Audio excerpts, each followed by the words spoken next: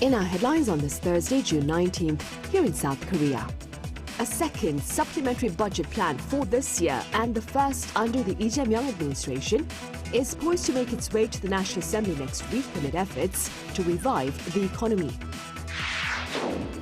Meanwhile, over in the US, Donald Trump says he's holding off a final decision on possible US involvement in the escalating violence between Israel and Iran over the latter's nuclear weapons ambitions. And the US Federal Reserve is holding its benchmark interest rate steady for the fourth session in a row, with Chairman Jerome Powell pointing to rampant uncertainty over US tariffs on imports. The Lee Jae-myung administration is looking to loosen the government's purse strings to breathe fresh life into the local economy. Accordingly, an extra budget plan has been hammered out and will be sent soon to the National Assembly. Our correspondent Kim Do-yeon reports. The second round of a supplementary budget bill this year, the first of its kind under Lee Jae-myung's presidency, has been drafted and is set to go to the National Assembly next week. President Lee, presiding over a cabinet meeting on Thursday, took a final look. 작년 12월 3일 이후로 심리적 위축이 심해서 있던 손님도 얼마 안 되던 손님도 다 떨어져 나갔다고 현장에서 너무 어려워합니다. 다행히 최근에는 조금 분위기가 개선되고 있긴 한데 어쨌든 본질적으로 우리 서민기업, 서민들이 겪는 고통이 매우 큰 것 같아요. 국가 재정을 이제 사용할 때가 됐습니다. The size of this supplementary budget is 30.5 trillion Korean won, or a bit more than 22 billion US dollars. 15.2 trillion of that will be going into boosting the economy through stimulus. 5 trillion will be going to stabilizing people's livelihoods. 10.3 will be for revenue adjustment for the nation's fiscal situation. This means 20.2 trillion will be for direct spending by the government, with 19.8 trillion being debt. Going into the details, 15.2 trillion for economic stimulus will consist of 10.3 trillion of that being relief to everyone in a different form of the recipient's choosing. 1 trillion will go into boosting discounts and other needed aspects. 2.7 will go into support for the construction sector, as it's currently one of the hardest hit industries with close links to the employment of working-class citizens. President Lee has been pushing for cash relief to everyone for some time now since his lawmaker days. But then conservative government have been saying a universal payout is not right due to the financial pressure on the nation's fiscal status, and selective support is better. 만약 일반 원칙으로요. 만약에 우리가 어떤 제도를 시행하는데 필요한 경비다 이게 라고 하면 그 경비 지출에 따라서 혜택을 보는 반사적 이익을 보는 사람은 누구여야 하느냐? 그건 가난한 사람이어야 하느냐? 아니면 세금을 많이 내는 부자여야 하느냐? 저는 어떤 필요에 의해서 경비를 지출한다고 하면 그 반사적 혜택은 최소한 국민들이 공평하게 혜택을 누리는 게 맞다고 생각해요. The draft did go with a universal payout, but for those who need it, the more they will receive. The top 10%, approximately 5.12 million people, will receive a one-time payment of 150,000 Korean won, or around $100 US. And the biggest group of citizens of around 43 million people will receive the first payment of 150,000 Korean won, but will get an additional 100,000 in the second round. The lower levels will receive more in first-time payments, with the social welfare recipients later getting 500,000 in total. As for stabilizing livelihoods, money will be spent on debt relief for small businesses, as well as boosting employment and taming inflation. Now the ball is in the National Assembly's court, with the government's draft being transferred on the 23rd. Lawmakers will be reviewing the bill, but with the ruling Democratic Party holding the majority on the floor, the bill won't face many obstacles. Kim Do-yeon, Arirang News. The number of one-person households stands at an all-time high of 8 million here in South Korea, and among them, over 5 million are employed, the highest proportion since related data collection began 10 years ago. This latest finding is part of a report by Statistics Korea on the employment status of one-person and dual-income households during the latter half of last year.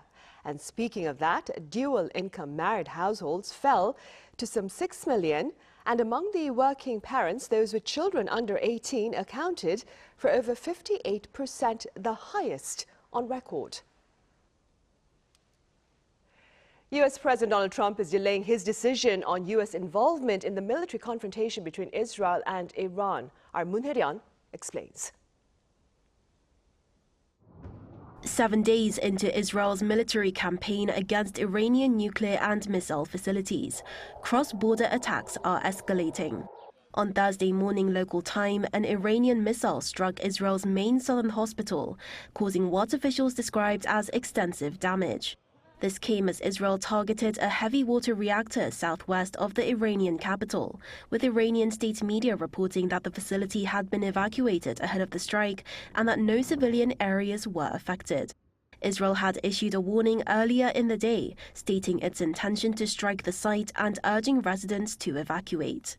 The latest air assaults come amid uncertainty over possible U.S. involvement in the conflict. Speaking to reporters at the White House on Wednesday local time, U.S. President Donald Trump said that he had yet to make a final call and he would hold off doing so for now. I have ideas as to what to do, but I haven't made a final. I like to make the final decision 1 second before it's due, because things change. I mean, especially with war. Things change with war. It can go from one extreme to the other.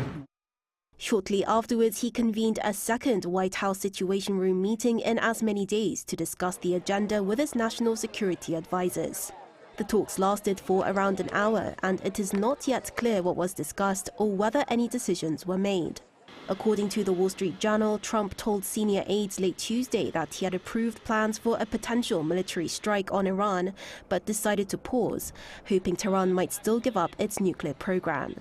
Earlier in the day, Trump claimed that Iran had proposed to come to the White House to begin negotiations and once again called for unconditional surrender. In response, Iran's diplomatic mission to the United Nations in New York hit back on social media by saying that no Iranian official has asked to grovel at the gates of the White House, followed by a message from Iran's supreme leader himself. The Iranian nation stands firm against the imposed war, as it has stood so far, and stands firm against the imposed peace. The Iranian nation will not surrender to anyone in the face of imposition. As tensions intensify, nations are moving to evacuate their own nationals from Israel. The U.S. State Department has started pulling out non-essential diplomats and is arranging evacuation flights and ships for American citizens, while China is also working to evacuate its citizens. Moon Hye-ryun, Arirang News. Meanwhile, recent remarks by the head of the U.S. Defense Department are reigniting concerns about U.S. commitment to security partnerships with its allies, including those here on the Korean Peninsula. Our Lee Sing-jae has details. U.S. Defense Secretary Pete Hegseth said there will be a new standard for defense spending for Asian and other U.S. allies, as the Pentagon chief reiterated U.S. President Donald Trump's call for NATO members to raise defense spending to 5% of GDP.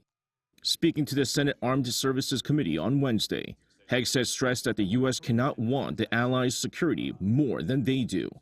He also said NATO heads must commit to spending 5% of GDP on defense at the NATO Heads of State meeting next week.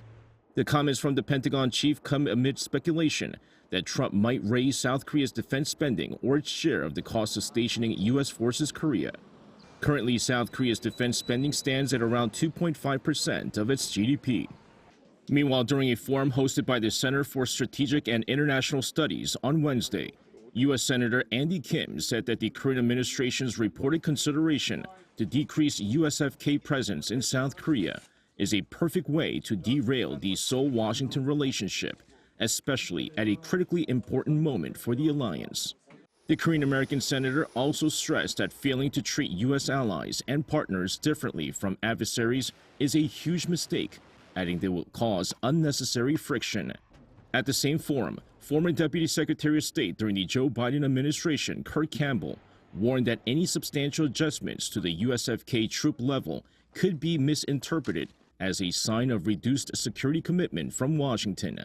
Campbell warned that any steps that would lower the troop presence in South Korea could lead to a crisis in confidence. The Wall Street Journal last month reported that the Pentagon was considering the idea of withdrawing some 4,500 USFK troops to other locations in the Indo-Pacific to better calibrate U.S. force posture in Korea to deter China.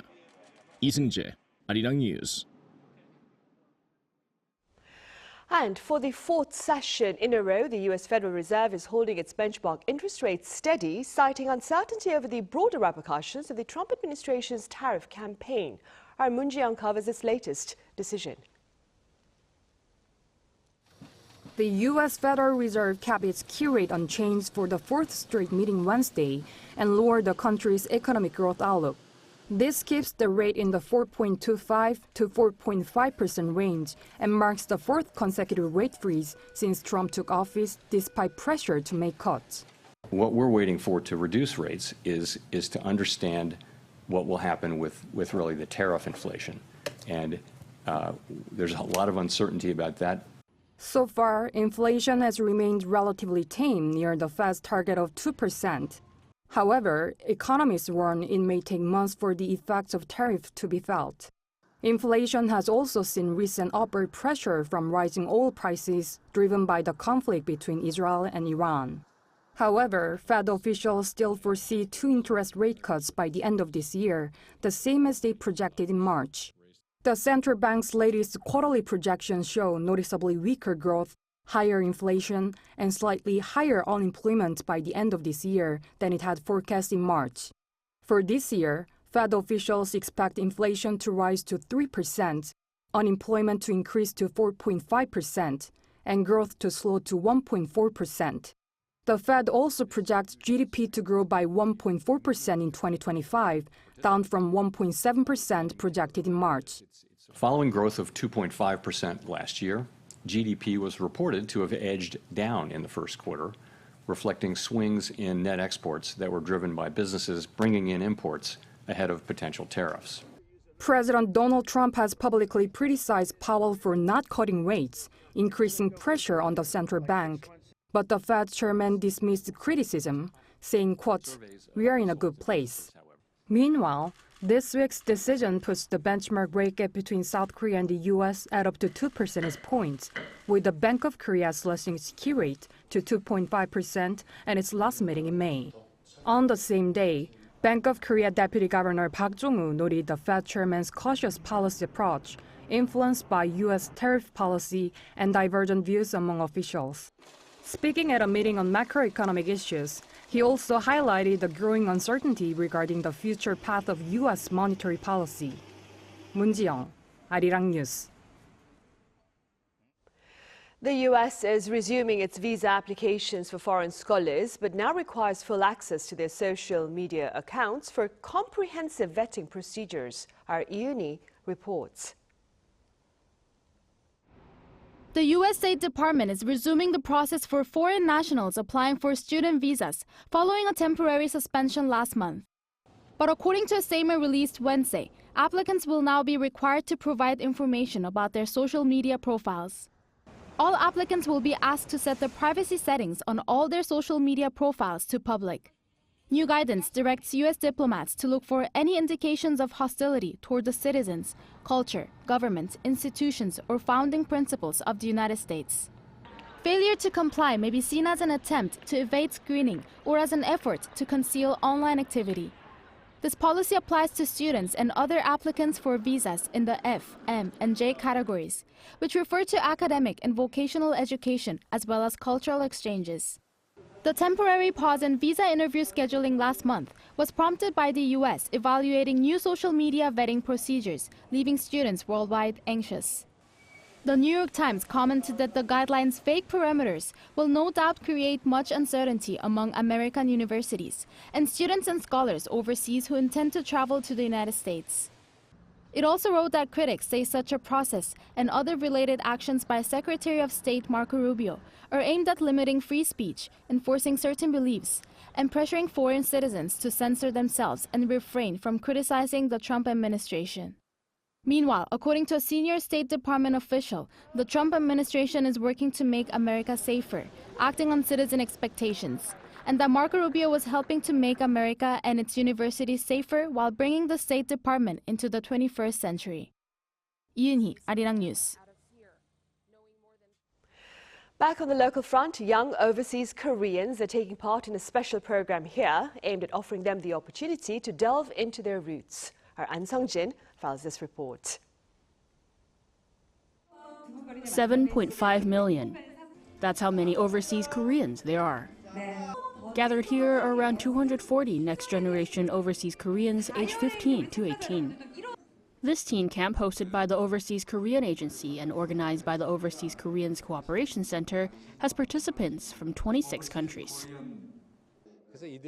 For these students, by visiting their parents' country, they can really feel their Korean heritage. Our ultimate goal is to increase the budget for such programs so we can invite more participants. Especially as 2025 is the 80th anniversary of Korea's liberation, these students are delving into learning about their history and roots.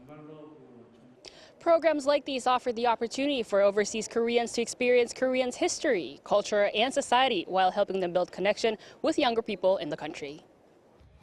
For some, the 7-day program starts with a visit to Seodaemun Prison History Hall, which gives them a chance to understand Japan's colonial era and reflect on their background.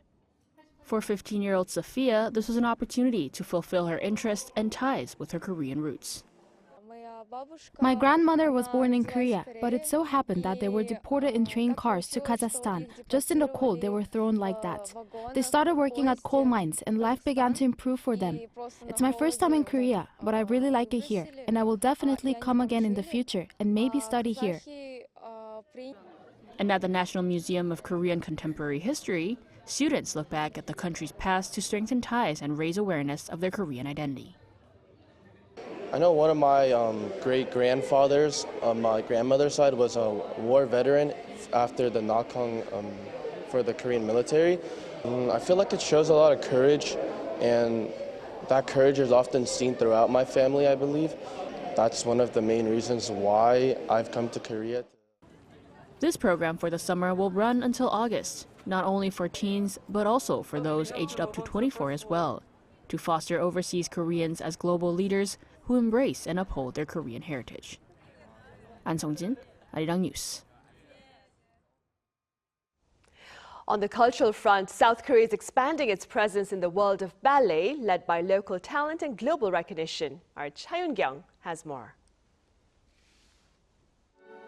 Last fall, famous Korean ballet troupes performed the ballet La Bayadere with renowned dancers including ballerino Jeon Min-chul. Ticket sales last year saw a dramatic increase due to famous works and performances. The total ticket sales in the first 3 quarters of 2024 exceeded 6 billion Korean won, around $4.4 million, which is the highest in 5 years. And with this growth, world-famous ballet companies and choreographers are visiting Korea. The American Ballet Theater performed in Korea last month, showing the history of American ballet. Lady of the Camellias, which brought an award to Korean National Ballet director Kang Soo-jin in 1999, also returned to the stage at the beginning of this month. And choreographer John Neumeier has come to Korea to collaborate for this work. Living legends of Korean ballet such as Choi Tae-ji and Kim Joo-won will come out in the 15th Ballet Festival Korea, which will be held until the end of June. The Seoul Metropolitan Ballet has also collaborated with famous Swedish choreographer John Inger for this festival. Inger has visited Korea for the first time as a choreographer for this project. As Korean ballet dancers are seeing global acknowledgment, world-famous masters are also heading to Korea. Cha Yoon-kyung, Arirang News.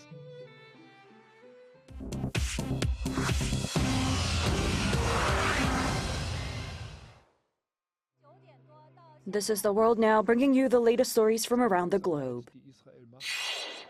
Huaiji County in China's Guangdong province is facing a once-in-a-century flooding and mass evacuations after heavy rainfall caused by Typhoon Wu-tip caused the Suijiang River to burst its banks. As of around 7 a.m. on Wednesday, the Huaiji hydrometric station recorded a peak river level at its highest ever recorded, some 5.22 meters above the warning threshold. Along the river, 7.8 kilometers of levees have been breached. Flooding has hit 19 towns, affecting around 300,000 residents, with more than 68,000 evacuated. Over half the county's roads are submerged, power and internet are down in many areas, and schools and businesses remain closed. More than 10,000 rescuers have been deployed to evacuate stranded residents. In Indonesia, dozens of flights have been canceled or delayed after Mount Leotobi Laki-Laki erupted on Tuesday. The volcano on Flores Island erupted at around 5:35 p.m. local time, sending a massive ash cloud over 10 kilometers into the sky, visible up to 150 kilometers away. Authorities have raised the alert to the highest level 4. The ash cloud prompted the cancellation and delay of flights to and from Bali's International Airport. The airport in Flores also closed temporarily. Several villages near the volcano were evacuated. While no injuries have been reported, ash is falling on homes and roads and is contaminating water supplies. According to experts, ash clouds pose serious risks to jet engines and could linger depending on wind. They also cautioned about potential lava flows and mudslides if rain follows. German Chancellor Friedrich Merz is facing growing criticism at home after saying on Tuesday that Israel is doing the West's dirty work by striking Iran's nuclear facilities. Speaking on the sidelines of the G7 summit, Merz praised Israel's actions as courageous, saying he has the greatest respect for its military campaign against Iran. The comments have stirred backlash among German lawmakers and human rights advocates. Critics argue Merz is normalizing targeted strikes that bypass international diplomacy and risk violating international law. However, Merz defended his stance, saying he stands by his remarks, though he declined to address criticisms directly. On Fano Island off Denmark's southwestern coast, more than 5,000 kite enthusiasts from over 26 countries are taking part in the 40th anniversary of the island's International Kite Festival. Fano Island is uniquely positioned for the festival, with its 16-kilometer length, 3-kilometer width, and reliable winds making it ideal for kite flying. The festival runs from June 19th to 22nd, and family-friendly events including workshops and demonstrations will be offered. Choi Ji-hee, Arirang News.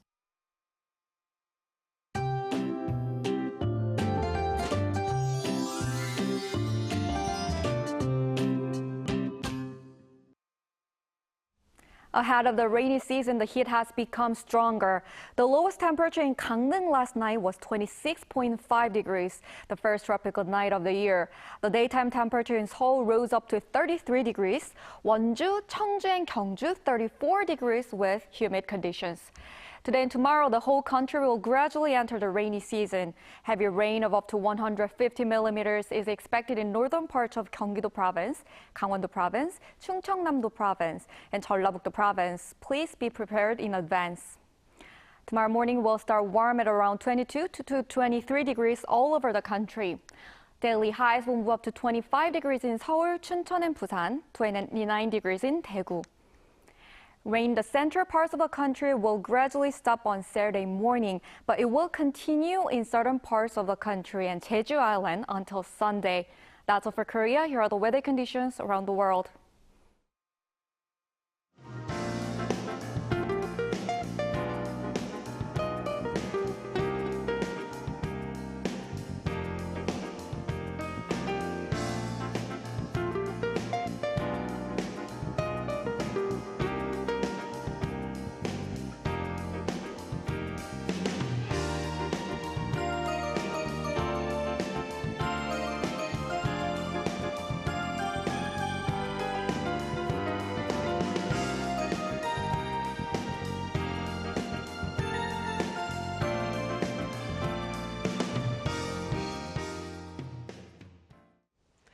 Those are the headlines at this hour here in South Korea. Coming up right after this break is our daily panel session. Do stay with us and thank you for now.